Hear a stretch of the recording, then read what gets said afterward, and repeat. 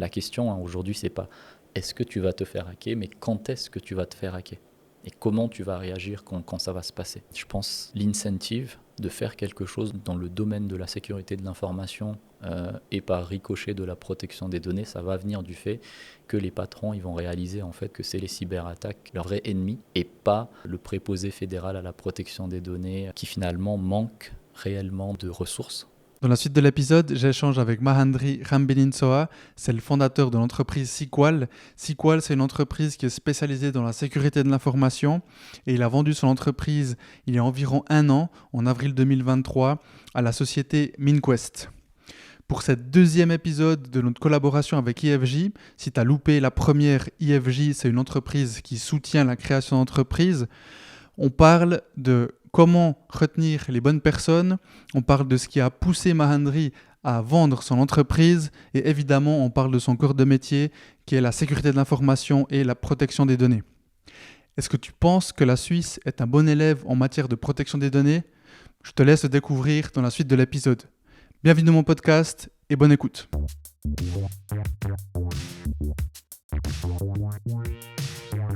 Mahendri, tu as dit que le défi aujourd'hui de tous les entrepreneurs est de retenir les talents. C'est ce qu'on voit de plus en plus, on l'entend, je le vis aussi. Et donc, toi, aujourd'hui, comment est-ce que tu fais ? Merci pour cette question. C'est en 2024 un des plus grands défis de tous les entrepreneurs. Je pense que ça commence déjà par le sourcing. J'ai eu la chance de travailler auparavant dans une entreprise plutôt axée RH, mais dans la sécurité des RH. Mais du coup, on devait beaucoup s'intéresser au recrutement. Et là, j'ai compris en fait qu'il y avait plusieurs questions déjà qui se posaient à ce moment-là. C'est finalement pourquoi est-ce que cette personne déjà viendrait travailler avec toi ? Ce pourquoi-là, il est très important parce qu'il va avoir un impact après très fort sur le fait de pouvoir retenir le talent ou pas. Et une fois en fait que tu trouves ce pourquoi de la personne, tu arrives à travailler sur la rétention de la personne. Et ça veut dire aussi qu'on peut se tromper sur le pourquoi. J'avais bien entendu fait des erreurs de casting. Parfois, j'avais déjà des signaux forts comme quoi c'était pas la bonne personne, mais j'ai voulu forcer en me disant que je suis peut-être un employeur différent. Et en fait, en trouvant les personnes, en prenant le CV, en effectuant les prises de référence, je comprends pourquoi est-ce que la personne veut venir chez moi. Et une fois que les personnes sont là, c'est tout de suite de leur donner des responsabilités en fait, depuis le jour 1. Moi, je travaille principalement avec des jeunes aujourd'hui et ce qu'ils apprécient particulièrement déjà, c'est d'avoir des responsabilités en étant cadrés, c'est-à-dire que ils savent que quand ils ont des questions, ils peuvent les poser en tout temps. Et donc j'ai une énorme disponibilité aujourd'hui malgré ce que je dois assumer. Donc toujours disponible via Teams, via différents canaux. Et donc il y a vraiment cette question de la disponibilité. Ce qu'ils me disent souvent quand on fait des entretiens, là on vient d'avoir les entretiens annuels, c'est qu'ils aiment en fait cette confiance depuis le début. Donc il y a des gars qui viennent chez moi et puis dès la première semaine ils vont tout seuls chez les clients. Et ça ils aiment beaucoup. Et puis après je pense qu'il y a aussi la question de la formation, surtout dans mon domaine. Ils veulent avoir des formations continues, ils veulent être certifiés et je pense que c'est les deux choses. Donc voilà, ils savent pourquoi ils sont là. Je sais pourquoi ils sont là et du coup ça nous permet de travailler ensemble en fait sur comment est-ce qu'on va continuer à travailler ensemble et surtout comment est-ce qu'on va évoluer ensemble. Donc aussi beaucoup leur donner la parole lors des meetings, leur laisser proposer des améliorations et tout de suite inclure ces améliorations-là pour qu'ils sentent qu'ils ont une vraie valeur ajoutée aussi au sein de l'organisation. Et ces signaux forts que tu mentionnais au début, quels sont des exemples de signaux forts ? Alors si tu veux, moi je travaillais dans une entreprise qui faisait... On peut la citer ? Oui. Equivalent Ouais. SA, c'est l'entreprise leader aujourd'hui en Suisse dans les vérifications des antécédents. Référence check. Exactement, Ouais. tout ce qui est background check, donc qui vont aller vérifier l'identité de la personne, est-ce qu'elle a le permis de travail pour travailler, les diplômes, prise de référence, et aussi extrait de casier judiciaire, office des poursuites, la présence publique sur Internet. Et donc, quand on engage quelqu'un, selon les responsabilités qu'elle va avoir, et aussi la sensibilité des accès, on va définir des vérifications pour que ça soit proportionnel et que ça fasse du sens. Et donc, moi, je fais passer tout le monde par ça pour être équitable et parce que c'est des mesures de sécurité, travaillant dans ce domaine. Et puis là, il y a aussi des éléments qualitatifs quand tu fais des prises de référence au sein de précédents employeurs. Eh bien, il y a des signaux déjà qui te disent parce que voilà, il y a comment était la personne, est-ce qu'il y a déjà eu des mesures disciplinaires, est-ce que vous réengageriez cette personne, Euh, qu'est-ce que vous pouvez dire en termes de qualité de travail, de quantité de travail, etc. Et c'est vrai que parfois on ne veut pas entendre ces signaux parce qu'on a eu un bon feeling avec la personne et voilà. Et les signaux, il faut les voir, il faut les accepter et il ne faut pas se dire j'ai déjà passé X mois à chercher une personne, donc je vais forcer à faire en sorte que ça joue. Et toi aujourd'hui, donc peut-être je vais noter une idée que là j'ai, enfin une Mhm. idée, un point sur lequel j'aimerais qu'on continue, mais peut-être avant qu'on continue justement, qui es-tu Mahandri? Alors, je viens de Madagascar. J'ai grandi dans une famille aimante où on parle aussi beaucoup d'entrepreneuriat. Je suis arrivé en Suisse à mes 18 ans, comme la plupart des Malgaches qui ont eu la possibilité de quitter le pays parce que l'économie est catastrophique. Donc, quand on peut, on part. Donc voilà, j'ai eu la possibilité de venir en Suisse en 2010, donc ça fait un peu plus de 13 ans maintenant. Je suis venu ici pour mes études, donc en droit à l'université de Lausanne, et puis à HEC Lausanne par la suite. Et voilà, je suis un entrepreneur aujourd'hui, j'ai fondé Sequal, donc spécialisé en sécurité de l'information et protection des données. Et voilà, passionné de sport automobile et d'entrepreneuriat. Et tu parles de sécurité de l'information et non de sécurité de l'informatique. Oui, Tu peux peut-être mentionner cette différence. oui. Alors, Je pense que c'est important que les gens comprennent. effectivement, merci de l'avoir soulevé. C'est vrai qu'aujourd'hui, je le dis de manière naturelle en pensant que tout le monde le comprend, mais c'est vrai, bon, dans la sécurité de l'information, il y a le mot information. Donc, l'information qu'on retrouve au sein d'une organisation, on pense très rapidement à l'informatique. C'est clair que c'est peut-être le 70% de ce qu'on sécurise, mais l'information, on la trouve aussi sur papier. Donc on va regarder aussi des process et des systèmes pour sécuriser cette information sur papier. L'information aussi qu'on partage avec des gens lors d'un entretien, au cours d'une discussion. Je parlais tout à l'heure de la sécurité des ressources humaines. Donc est-ce qu'on fait signer des clauses de confidentialité aux gens? Est-ce qu'on est sûr que les gens à qui on partage l'information, même verbalement, est-ce qu'ils ont le droit de connaître cette information? S'ils ont ce droit-là, quels sont les moyens contractuels ou de vérification qui ont été mis en place pour que l'information reste confidentielle? Euh, et puis finalement, il peut y avoir d'autres informations qui ont de la valeur pour des entreprises, par exemple des process qui leur ont permis d'obtenir des brevets. Il peut y avoir aussi du code source qui ont de la valeur en termes de knowledge pour les entreprises. Donc c'est tout type d'information sous n'importe quelle forme qu'elle puisse être. Voilà, je pense que c'était important d'amener ce détail-là, étant donné qu'aujourd'hui on parle beaucoup justement de cyberattaques, Mhm. donc de sécurité informatique. Mais par contre, vous avez quand même une partie cyber, sécurité. Oui, Voilà. Et donc tu as mentionné Sequal que tu as fondé il y a 2 ans. exactement octobre 2021, donc oui, Ouais. un tout petit peu plus de 2 ans, Voilà. effectivement. qui a été racheté Oui. il y a quelques Un an. mois. Un an, Ah exactement. déjà un an. Ouais, ah oui. ouais, ok. Ouais. Ouais, non, ça allait rapidement. Exact. C'est allé rapidement. Et donc, ma première question, pourquoi déjà d'avoir accepté aussi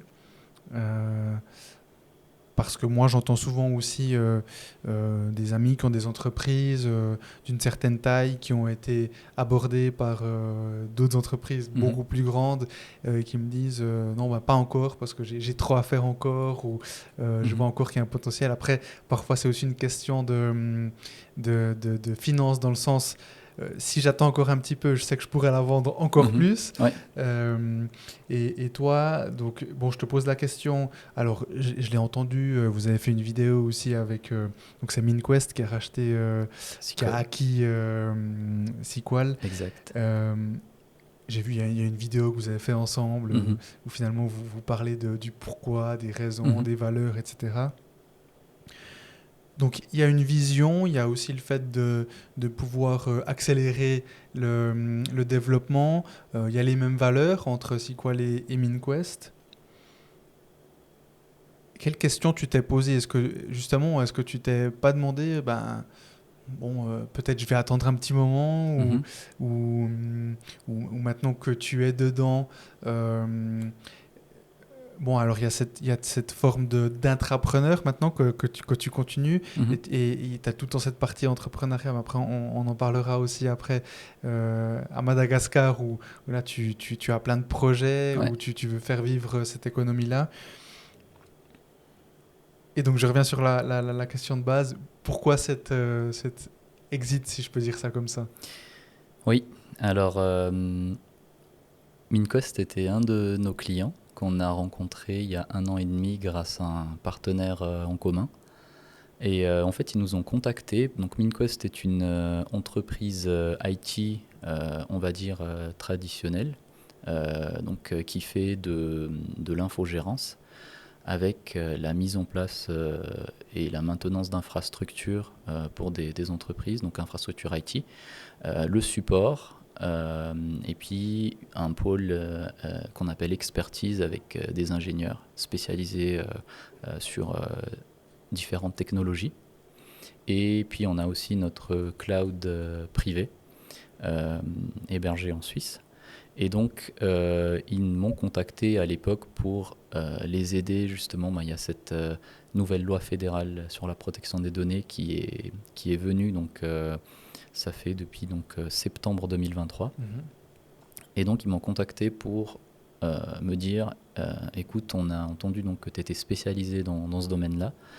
Et puis moi je leur ai dit mais écoutez oui je peux vous faire ça sans problème, mais à mon avis ce serait intéressant pour vous aussi d'aller vers la certification ISO 27001. Donc ça c'est vraiment notre base de travail, donc c'est une des normes de référence en termes de sécurité de l'information, parce que voilà ils ont des clients qui sont soumis à la surveillance de la FINMA, qui est donc l'autorité de surveillance des marchés, des entreprises qui sont dans la finance et assurance.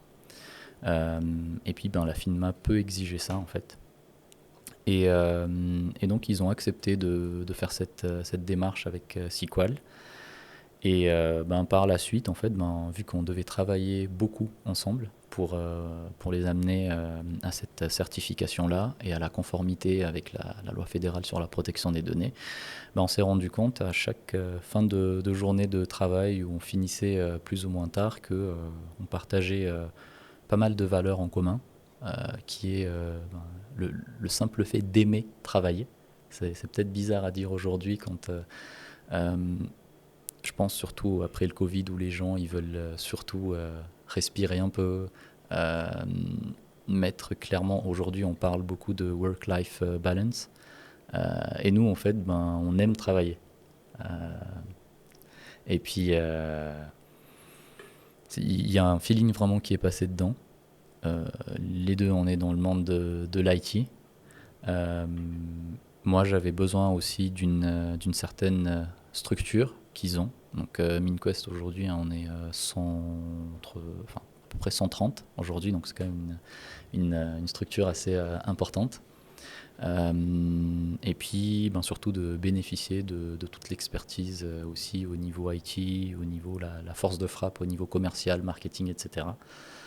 Et voilà, à un moment, tu te dis, est-ce que j'écoute mon ego en me disant que je veux évoluer tout seul et puis continuer à prendre 2-3 clients à gauche, à droite, ou vraiment penser au bien de la boîte et pouvoir agir dans des organisations auxquelles on aurait peut-être eu accès que dans 10 ans parce qu'on n'avait pas la taille suffisante, ni la notoriété suffisante. Et grâce à ça, en fait, aujourd'hui, on peut aller parler à des grosses organisations internationales, des multinationales, etc., parce qu'on est avec eux. Et voilà, c'est plus l'arbitrage, c'était vraiment est-ce que j'écoute ma propre personne en me disant que c'est peut-être bien de travailler seul, d'être complètement indépendant, etc., ou de penser au bien de la boîte. Et ça s'est fait très rapidement parce que moi, j'ai pas un ego qui me dit qu'il faut absolument que ce soit tout le temps moi, le chef de tout, etc. Mais voilà, j'avais une idée avec Sequal et c'est ce que j'ai dit clairement à MinQuest parce qu'ils m'ont posé la question, hein, pourquoi est-ce que tu veux venir avec nous? Et j'ai dit parce que je juge qu'aujourd'hui c'est la meilleure chose pour Sequal et en termes d'accélération, c'est clair, c'est vraiment pas pareil, quoi. Mhm. Et en termes d'intégration après l'acquisition, quels ont été les défis, que ce soit au niveau de l'équipe? Vous étiez combien lors de l'acquisition? On était 3 personnes. Voilà. Ouais. Et puis ces 3 personnes sont toujours là? Deux. Une Ouais. personne est allée donc dans une autre entité qui est devenue notre client. Parce Ah ouais, qu'on ok. s'entend toujours très bien et puis il fait appel à nous en fait pour l'aider dans les défis de cybersécurité, protection des données dans l'entité dans laquelle il est aujourd'hui. C'est intéressant quand tu as tes anciens membres de l'équipe qui C'est ça. part et qui revient, mais en tant que C'est client. ça. Ah, Ouais. c'est incroyable. D'où l'importance, petit aparté, mais d'où l'importance de toujours garder une bonne relation avec qui que ce soit qu'on rencontre. C'est ça. C'est ça. Et c'est un véritable plaisir. Ouais. Ouais. Mm. Et donc je reviens sur la question, les défis d'intégration, pardon, que ce soit justement par rapport à l'équipe. Bah, déjà, est-ce que cette personne qui est partie parce qu'il y avait cette acquisition ou pas? Parce que c'est assez factuel, hein. Quand une entreprise se fait racheter, il y a tout le temps un pourcentage de personnes qui partent. Quand une entreprise déménage, tu as aussi tout le temps un pourcentage de personnes qui partent. Voilà, quand il y a des gros changements comme ça au sein d'une organisation, bah, il y a aussi des changements en interne. Mhm. Vous l'avez vécu comment? On l'a vécu. En fait, tout s'est fait un peu au dernier moment, parce qu'on a mis des mois et des mois à discuter.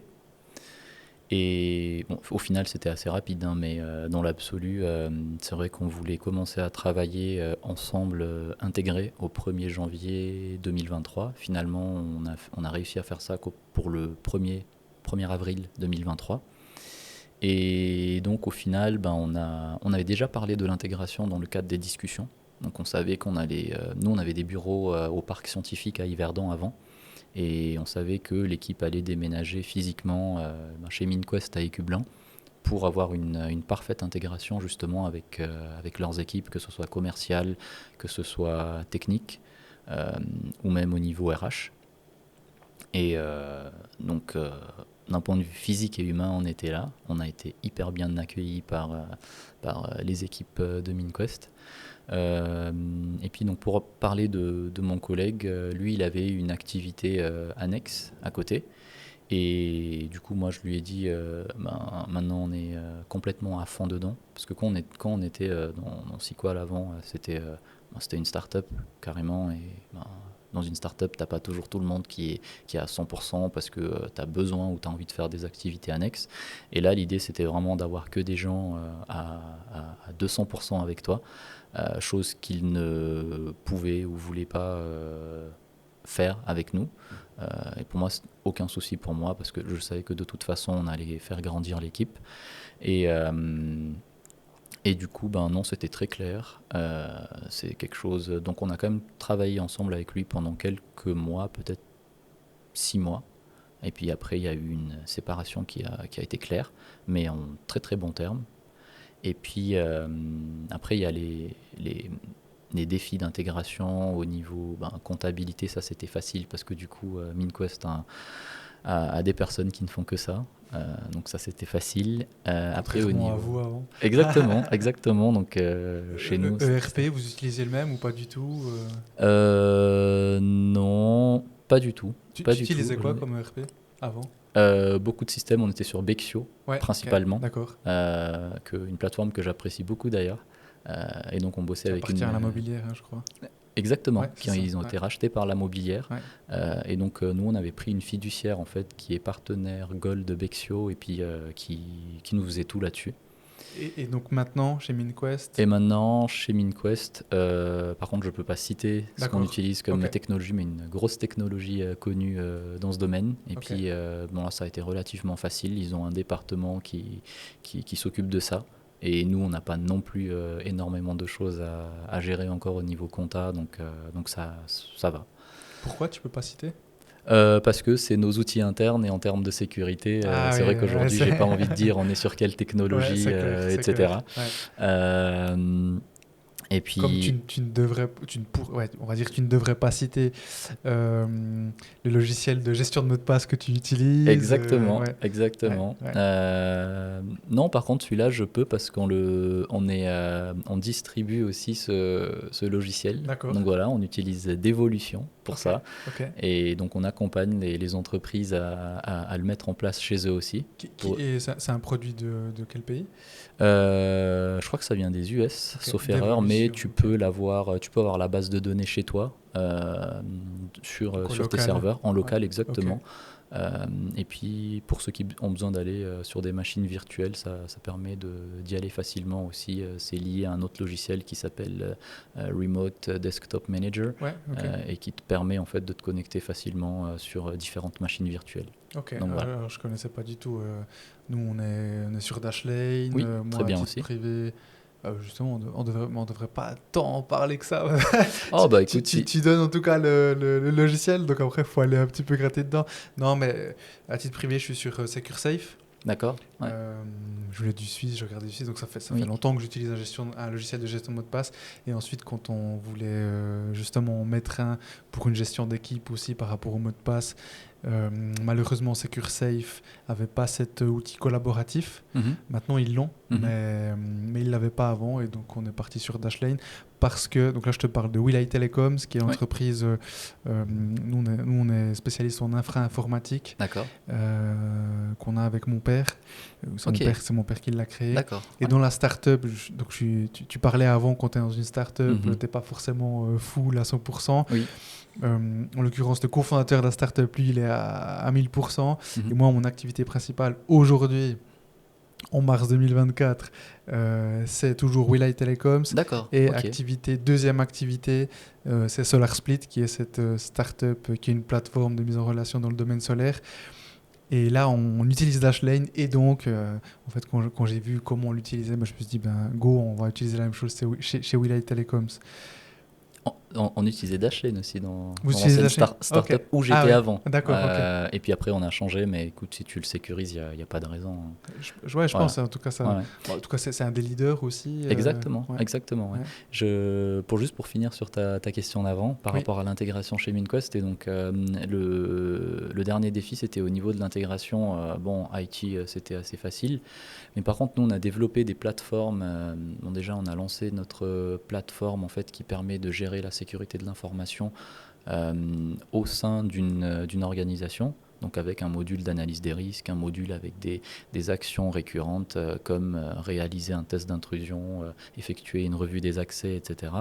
Qui était, moi j'avais l'idée vraiment toujours c'est toujours le cas aujourd'hui, de tout héberger en Suisse et de pas forcément aller chez les GAFA. Donc au début quand j'ai créé SeaCode, j'ai tout mis chez Infomaniac. Comme c'était le cas en fait chez Equivalent avant, dans la startup où j'étais avant. Et en fait, on voyait clairement que quand on allait de l'avant, on voulait faire des choses sérieuses au niveau sécurité, c'était assez limité. Et donc, on a tout rapatrié chez MinQuest. On a aussi développé une plateforme de sensibilisation au phishing. Donc on crée des scénarios en fait où on lance des mails faussement frauduleux pour tester la vigilance des utilisateurs face aux mails d'arnaque, si on peut dire ça comme ça. Et donc on a dû rapatrier aussi ces plateformes chez nous, chez MinQuest, parce que voilà, on grandit, donc on a besoin d'un certain niveau de sécurité. Voilà, parce que quand tu conseilles de la sécurité chez les clients et que tu le fais pas chez toi-même, c'est assez étrange. Donc C'est voilà. clair. Ok. J'aimerais rapidement parler d'Infomaniac, Mhm. parce qu'il y a eu une période où je m'y intéressais aussi, de se dire, nous on est parti, on va dire c'est historique,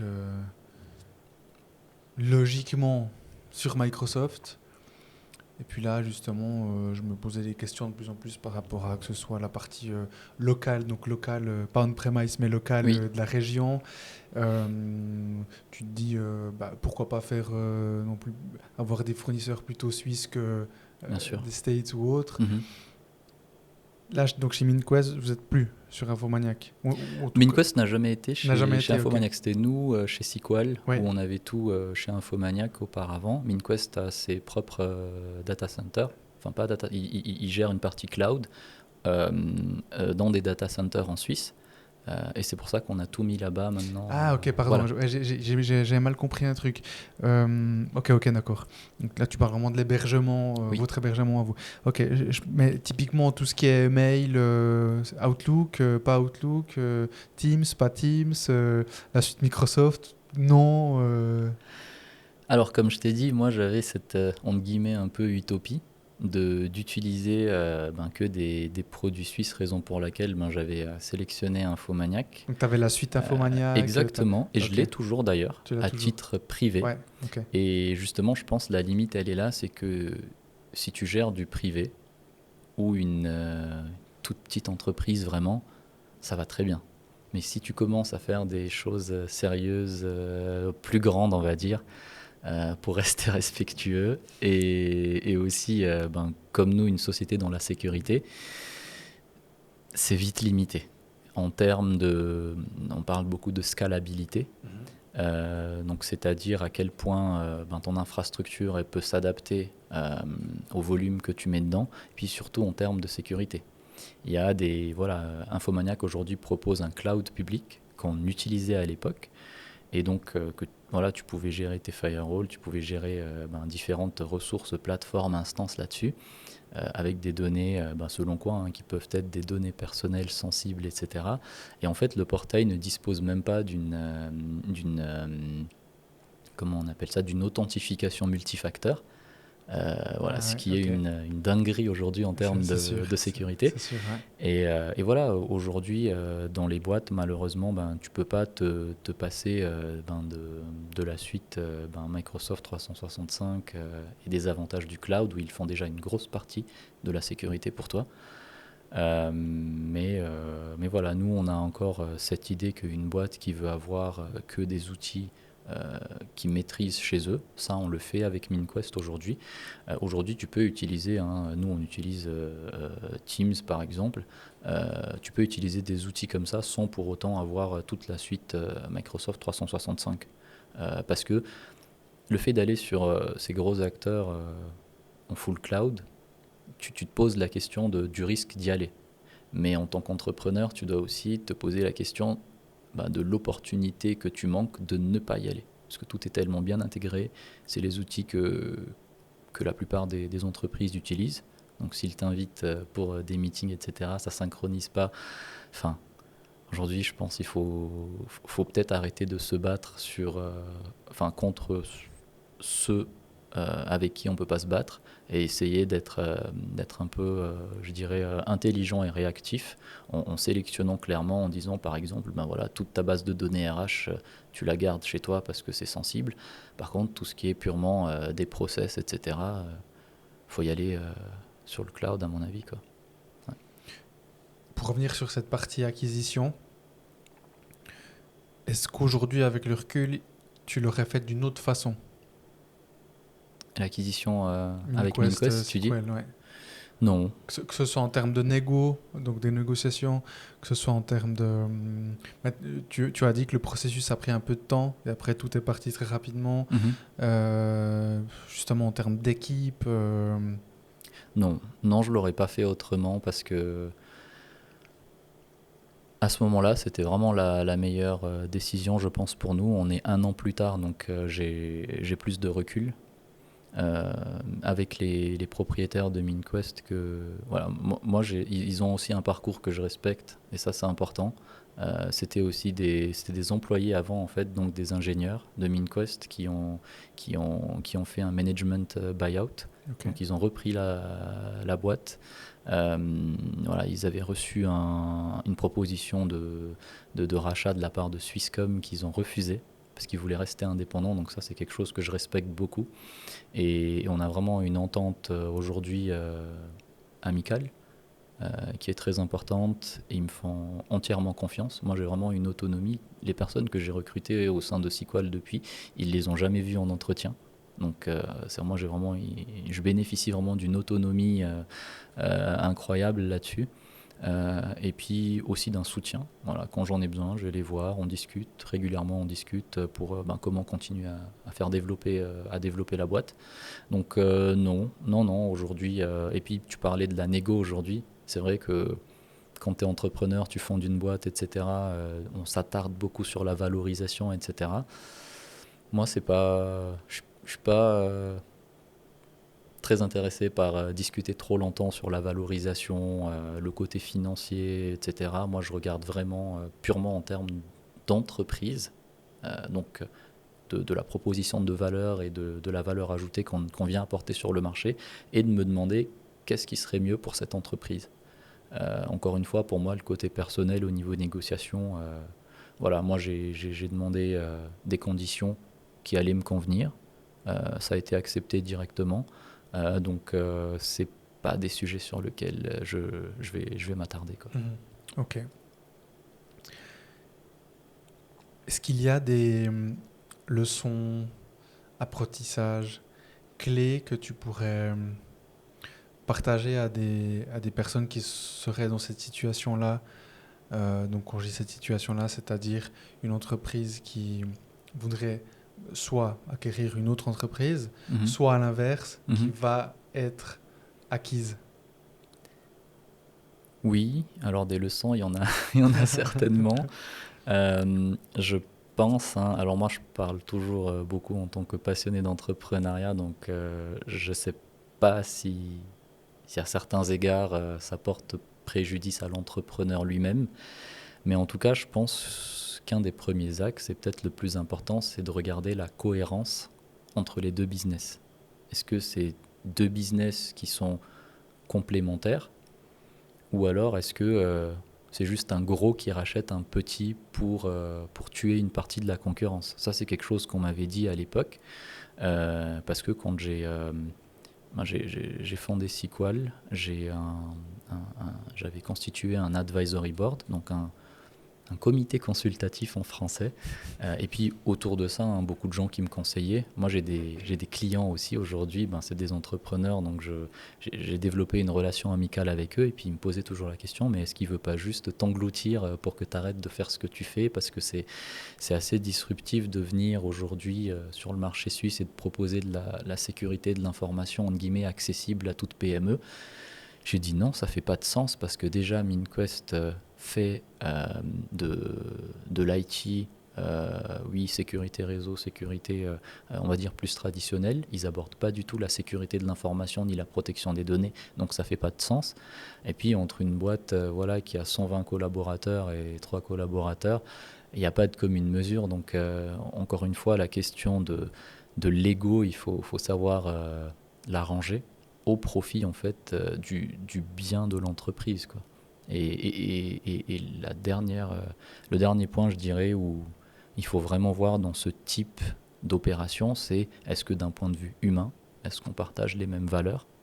Est-ce qu'on rigole bien ensemble? Parce que finalement, on va passer 12 heures par jour, donc si au niveau humain ça passe pas, ça va être très très compliqué. Et puis voilà, est-ce qu'on est très au clair au niveau des conditions aussi? qu'il n'y a rien qui est sujette à interprétation, qui pourrait faire du mal à l'un et à l'autre. Est-ce que c'est bien cadré? Et puis, je pense que c'est les 3 éléments que je donnerais comme lessons learned. Ouais. On a abordé brièvement, très brièvement, la partie protection des données, la nouvelle loi sur la protection des données. Je voulais te poser la question, selon toi, aujourd'hui, quel est l'état général de la protection des données en Suisse? Quand je dis l'état, c'est l'état général, c'est donc dans les PME. Toi qui es dans le domaine, est-ce que les PME sont en retard? Est-ce qu'on est à jour ou pas? On en parlera après, vraiment les bonnes pratiques à avoir et autres. En tout cas, dans un premier temps, l'état général, tu le vois comment? Donc aujourd'hui, on est à peu près 9 mois après l'entrée en vigueur de la loi. Donc je vais peut-être donner un peu de contexte. Donc cette nouvelle loi fédérale sur la protection des données, elle est venue parce que l'Europe est venue avec ce fameux RGPD, donc le règlement européen sur la protection des données, qui fait en fait qu'on va vraiment s'intéresser aux droits des personnes, donc du droit des personnes à ce que leurs données personnelles soient protégées, qui est entré en vigueur en 2018. Donc la Suisse devait sortir quelque chose en termes de législation pour être encore considérée comme ayant un niveau de protection adéquat par rapport à l'Europe. Ce projet de loi en Suisse, il date. Je crois que le projet a été soumis en 2020 et avec quasiment une version finale, et qui a laissé aux entreprises suisses 3 ans donc pour se mettre en conformité, septembre 2023. En disant, au bout de ces 3 ans, on aura 5 ans de retard sur l'Europe, parce qu'en Europe, ils ont fait cette entrée en vigueur en 2018. Et donc en Suisse, en disant, voilà, on a 5 ans de retard, mais il faudrait à minima que, à partir du 1er septembre 2023, toutes les entreprises soient déjà en conformité. Donc il n'y a pas de délai de transition comme avec une loi, comme ce qu'on voit des autres lois de manière générale. Je ne vais pas passer par 4 chemins. Le niveau en Suisse aujourd'hui, au niveau des PME, en termes de protection des données personnelles, il est catastrophique. J'ai pas d'autres mots. Ce qui se passe aujourd'hui, c'est que la plupart des entreprises commandent des audits pour dire on a commandé un audit, on a quand même fait quelque chose.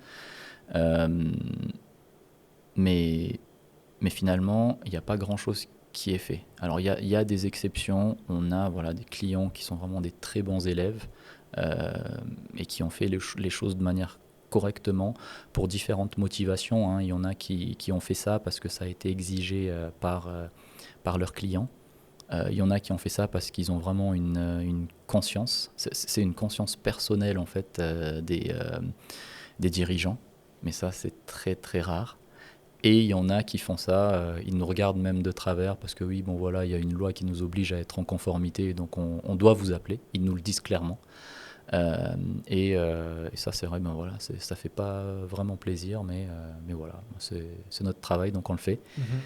Et puis il y a des très bons élèves, comme je disais tout à l'heure, c'est une loi sur la protection des données personnelles uniquement, mais il y a des entreprises qui ont étendu ça à vraiment mettre en place un système de gestion de la sécurité de l'information basé sur la norme ISO 27001, je l'ai dit tout à l'heure, une des normes de référence en termes de sécurité de l'information.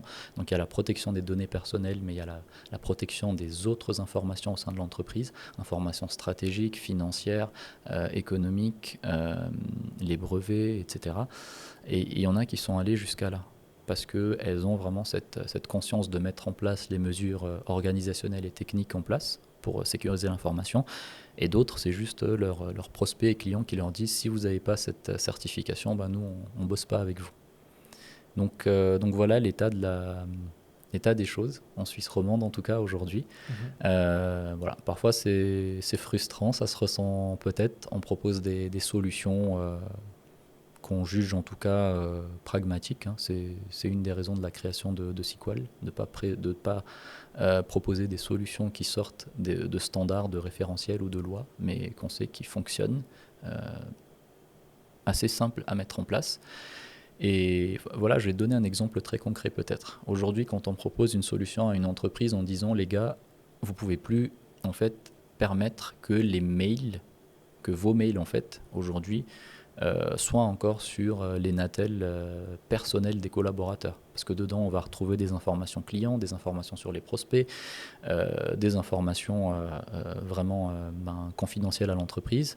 Et que nous, on a une solution simple qui va faire en sorte que les mails ne vont pouvoir être lus que sur les appareils qui sont gérés par l'entreprise. C'est quelque chose où les entreprises ne veulent pas forcément en entendre parler. On a toujours fait comme ça, c'est normal si on a les mails sur les appareils personnels, etc. Et c'est vraiment un fléau en fait. Mhm. Bon, c'est vrai que ça, tu le vois partout. Enfin, toutes les boîtes ont, pas toutes, mais la majorité vont donner accès. C'est aussi pratique. Mhm. Tu vois, tu donnes un forfait téléphone à un collaborateur, une collaboratrice, Mhm. et puis il installe Outlook ou autre Oui. type de messagerie sur son mobile, Mhm. et il a accès, il peut répondre et on peut communiquer. Ouais. Ok. Mais j'aime bien ce que tu dis là et je saute sur l'occasion justement. Aujourd'hui, les entreprises participent souvent aux abonnements, donc forfait mobile Oui. des collaborateurs parce Oui. qu'ils utilisent cet appareil-là pour effectuer une partie de leur travail. Il faut vraiment aujourd'hui distinguer le côté financier du côté sécurité. C'est très bien d'aider les collaborateurs par rapport à l'abonnement de téléphone parce qu'ils en ont besoin pour effectuer leur travail.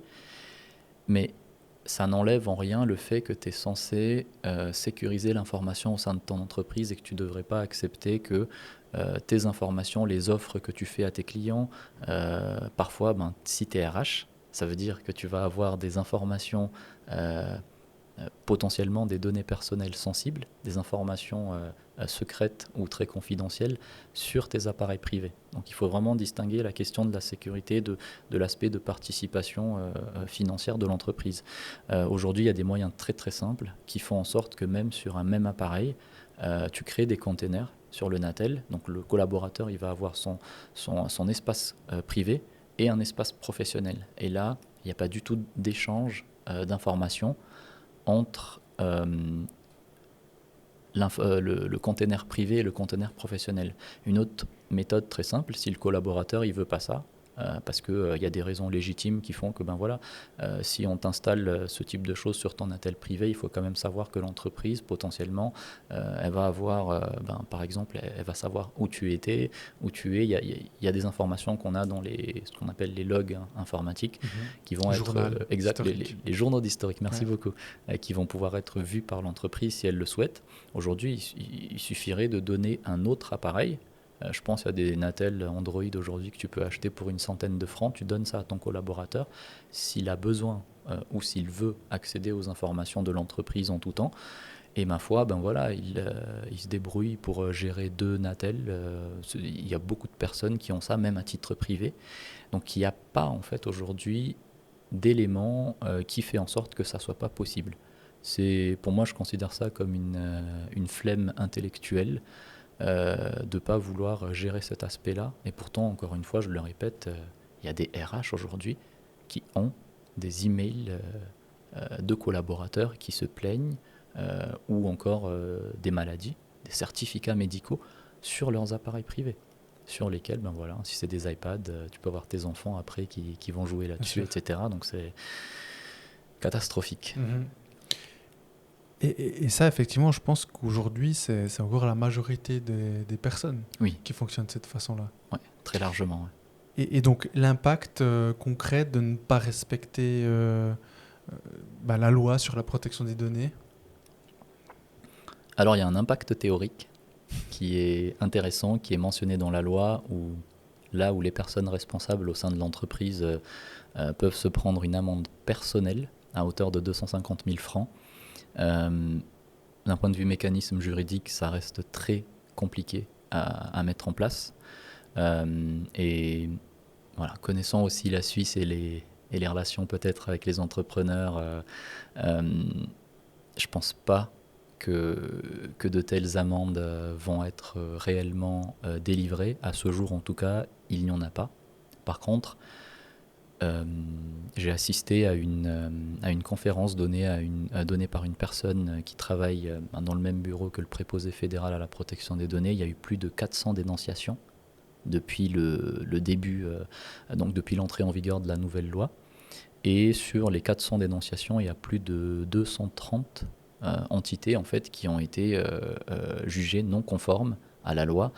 Et ça va être en fait tout simplement des indications qui vont t'obliger à te mettre en conformité sur les éléments indiqués. Mais concrètement, on n'a pas aujourd'hui comme en Europe. En Europe, si tu regardes, il y a un vrai mécanisme où les entités sont amendées à hauteur de 4% de leur chiffre d'affaires et qui peut aller jusqu'à 20 millions d'euros. Et ça, c'est mis en place. Si tu vas sur Google et tu tapes amende RGPD, il y a toute une liste en fait, et du coup le niveau européen aujourd'hui en termes de protection des données et sécurité de l'information, ils sont très très loin par rapport à nous en Suisse. Et c'est pour ça que quand les gens ils utilisent des logiciels et disent oui mais ça c'est un logiciel français ou allemand, etc., j'ai même envie de dire tant mieux parce qu'ils bénéficient en fait d'un niveau de sécurité et de conformité, de conscience avant tout sur la protection des données qui est déjà beaucoup plus avancé que ce qu'on a en Suisse. Donc voilà, ça peut faire mal peut-être à entendre, mais c'est la réalité du terrain aujourd'hui. On a un sacré retard là-dessus et je pense qu'il faut qu'on commence à faire ce retard, quoi. Est-ce que tu as des bonnes pratiques assez faciles à mettre en place aujourd'hui pour les personnes qui auraient des entreprises? Là, typiquement, là, tu en as mentionné une qui est très rapide à mettre en place. Voilà, de distinguer ton mobile privé de ton mobile pro. Voilà, il y a potentiellement pas potentiellement, il y a un coût. Voilà, on parle d'une centaine de francs par personne. Mais disons, c'est très facile et très rapide à mettre en place. Après, réticence ou non du côté des collaborateurs, collaboratrices, ça c'est autre chose. Mais est-ce qu'il y a d'autres points comme ça, d'autres pratiques, bonnes pratiques? Oui, il y en a un tas. Mais notre philosophie aujourd'hui chez Sequal, c'est toujours de dire on ne donne pas de bonnes pratiques générales comme ça, parce que une bonne pratique peut s'appliquer au sein d'une organisation et pas dans une autre. Donc la bonne pratique aujourd'hui, ce serait de commencer par un audit, donc un audit de conformité à la protection des données qui inclut aussi un audit de sécurité. Parce qu'il ne peut pas y avoir de conformité s'il n'y a pas de sécurité. C'est bien beau d'avoir des politiques de confidentialité bien complètes, mais si aucune donnée n'est sécurisée, ça fait office de décoration. Et donc nous, on commence toujours par un audit. À partir de cet audit, on va ressortir des recommandations qui sont pragmatiques pour l'entreprise. Et c'est là la bonne pratique aujourd'hui, je dirais, parce qu'il y a déjà beaucoup d'entreprises qui commandent des audits. Mais après, la bonne pratique serait de passer à la mise en place, à l'implémentation en fait, des recommandations. Et c'est ce step-là aujourd'hui qui pose encore un problème. Parce que comme je l'ai dit en introduction tout à l'heure, les entreprises, elles commandent des audits à ce jour pour dire qu'elles ont au moins fait un audit. Et ça, c'est quelque chose qui est pas, que je cautionne mais pas du tout. Donc voilà, faire un audit, mettre en place les éléments au moins pour les éléments, on va dire, les plus graves, quoi. Ok. Et avec l'IA aujourd'hui, donc avec l'intelligence artificielle, en termes de renforcement de la protection des données, mais aussi au contraire, à l'inverse plutôt dans le côté attaque. Oui. Comment est-ce que tu vois l'IA là-dedans? Et déjà, est-ce que vous êtes déjà sur ce terrain-là? Comment vous évoluez avec l'IA? C'est clair, c'est un sujet, on ne peut pas y échapper aujourd'hui. Et j'ai l'impression que je profite beaucoup de ce podcast pour partager mes frustrations dans mon domaine, qui est la sécurité. Moi, je suis très énervé aujourd'hui parce que il n'y a pas longtemps, donc il y a 2 semaines, il y a eu un événement très connu sur la cybersécurité, donc qui s'est déroulé à Berne, j'y étais, et il n'y a que des conférences sur l'IA. Et en fait, ce qui m'énerve, c'est qu'il y a plein de dirigeants qui se sont inscrits là-dessus. Et j'ai envie de dire, mais commence déjà par verrouiller ton écran quand tu te lèves pour aller couler ton café, quoi. Ça, il n'y a pas besoin d'IA, tu vois. Il y a beaucoup de réflexes aujourd'hui, ne serait-ce que d'avoir une charte sur la sécurité de l'information. Donc, qu'est-ce que tu autorises à tes collaborateurs ou pas? Est-ce que tu autorises à tes collaborateurs de se connecter à leur propre compte Instagram, Facebook ou Gmail avec l'appareil professionnel? Il y a des choses en fait en sécurité où il n'y a aucun besoin d'IA et tu peux atteindre des niveaux déjà très intéressants. Maintenant, comme tu disais, l'IA, on n'y échappe pas. Donc oui, c'est des éléments qu'on traite. Donc il y a des attaques qui sont réalisées avec l'intelligence artificielle. Et puis il y a déjà des outils aussi qui embarquent de l'IA en termes de défense. Nous, on travaille aujourd'hui beaucoup avec Sophos, qui ont des technologies qu'on appelle des EDR, des XDR. Pour faire très simple, on va dire c'est une nouvelle génération d'antivirus, mais qui embarque déjà une technologie d'intelligence artificielle. On travaille avec des solutions aussi du type Darktrace, que j'aime beaucoup parce qu'ils sponsorisent une écurie de Formule 1. Donc voilà, mais je les aime pas que pour ça. Mais ils ont développé un outil vraiment qui, au niveau réseau, va te permettre de savoir si tu es en train de subir une attaque ou pas, et avec une technologie auto-apprenante. Donc forcément avec de l'IA. Et oui, c'est des choses qu'on utilise, on équipe nos clients avec ça. Mais encore une fois, pour moi, ça sert à rien de s'outiller gravement comme ça, si déjà on ne met pas en place de la gouvernance en fait, de la sécurité de l'information. Comme je disais tout à l'heure, est-ce que au moins tu sais qui tu engages? Est-ce que tu as donné des droits d'administrateur à un gars qui, chez ses anciens employeurs, où il a déjà fait énormément de bêtises? Est-ce que tu es en train de donner des droits d'administrateur à un gars qui n'a même pas les compétences nécessaires sur une technologie que tu veux qu'il maîtrise? Est-ce qu'il a les formations nécessaires? Est-ce qu'il a l'intégrité nécessaire pour avoir ce niveau d'accès? Et est-ce qu'une fois qu'ils sont dans ta boîte, est-ce que tu fais des contrôles réguliers sur cette intégrité et sur ces compétences?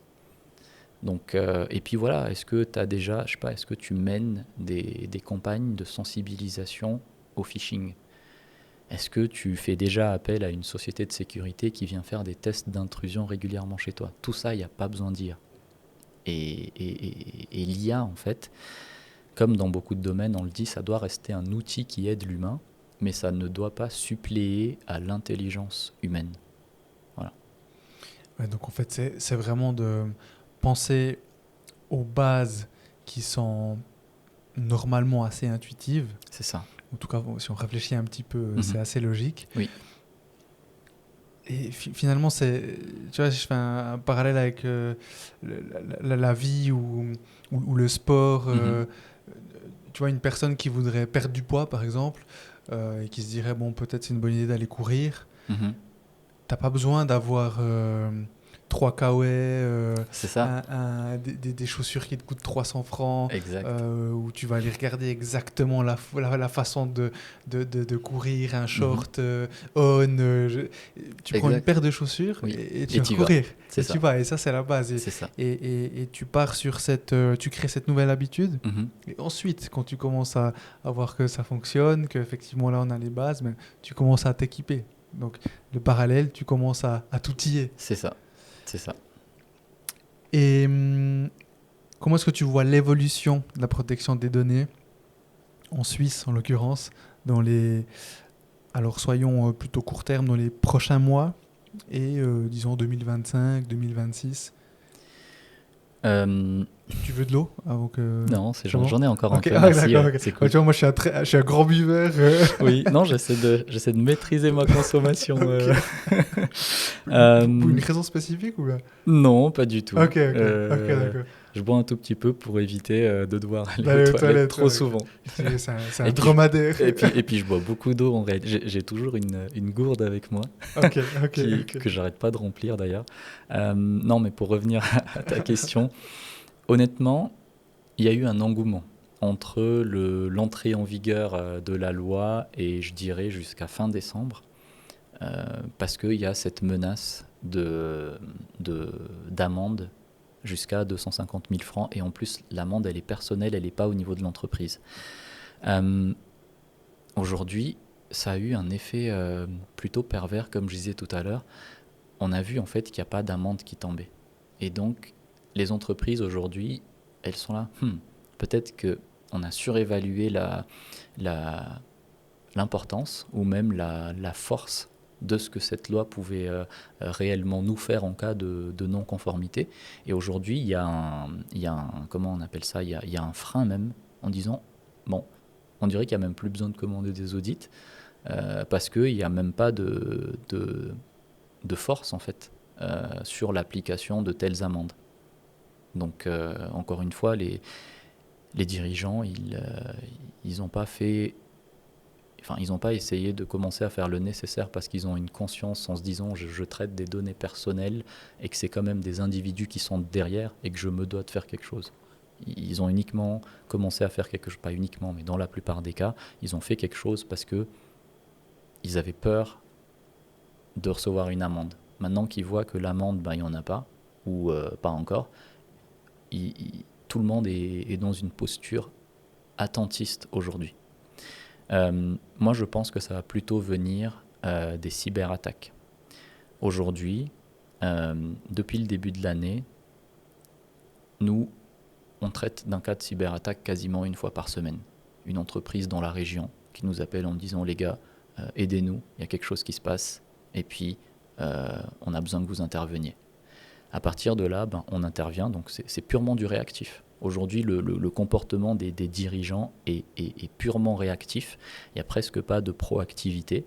Et c'est quand il y a une cyberattaque qui se passe que voilà, ils font appel à nous ou à des entreprises qui font la même chose, enfin qui peuvent intervenir dans ce cadre-là. Et ensuite, nous, on leur conseille de mettre des choses en place pour pas que ça revienne. Parce que là, ils ont vu que ça pouvait toucher à leur gagne-pain en fait, ben, du fait qu'ils n'ont plus accès à certaines informations. On a même des clients comme ça hein, où ils ont eu des prospects qui ont dit clairement nous on ne veut plus bosser avec vous parce que si déjà on voit que vous n'êtes pas capable de sécuriser l'information, et pourtant ils avaient closé des deals à des centaines et des centaines de milliers de francs, c'est ça qui va faire mal.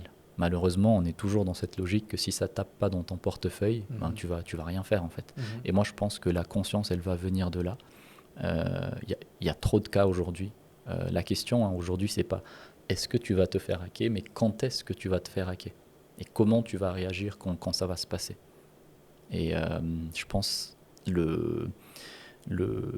l'incentive de faire quelque chose dans le domaine de la sécurité de l'information et par ricochet de la protection des données, ça va venir du fait que les patrons ils vont réaliser en fait que c'est les cyberattaques leur vrai ennemi et pas le préposé fédéral à la protection des données qui finalement manque réellement de ressources.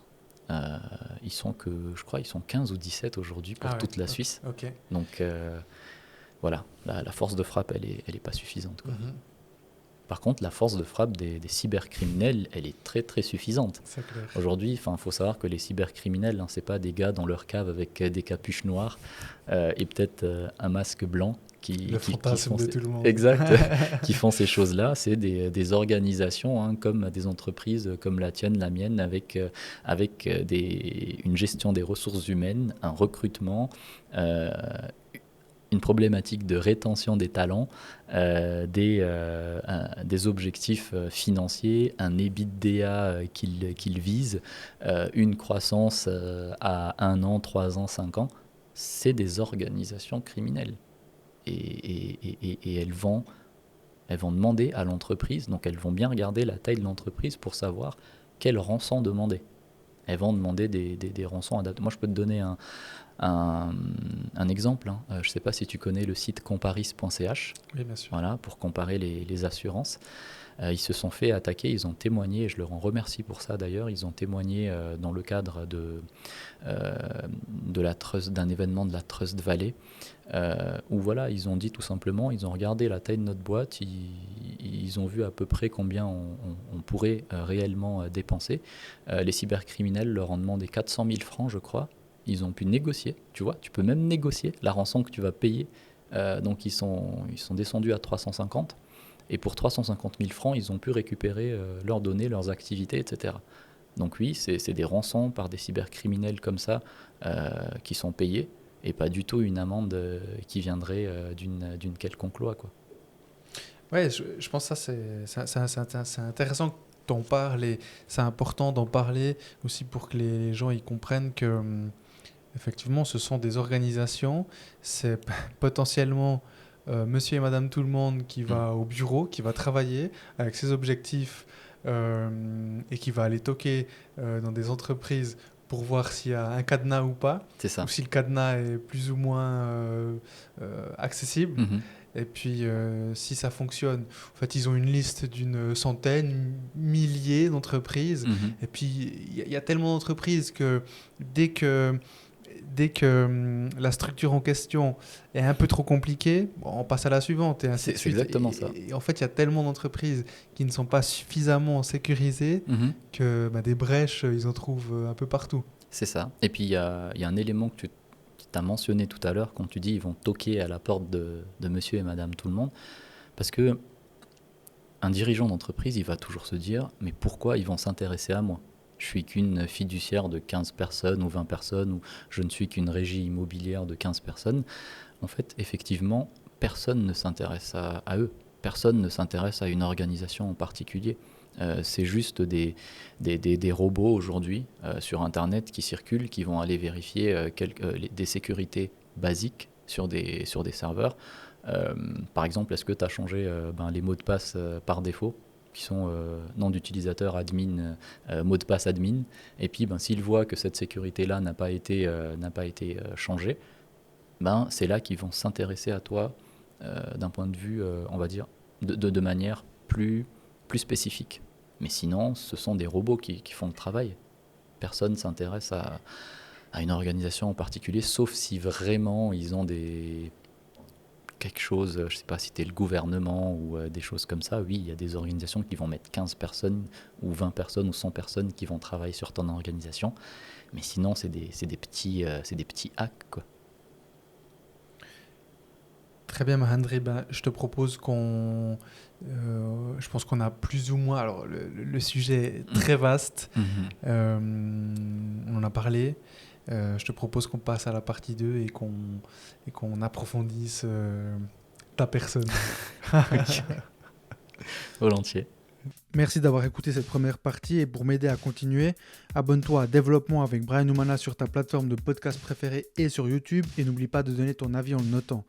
Si tu veux rester informé à propos des événements d'IFJ, je t'invite à t'inscrire à leur newsletter en allant sur leur site ifj.ch. Rendez-vous dans 2 semaines pour la partie 2. Ciao ciao!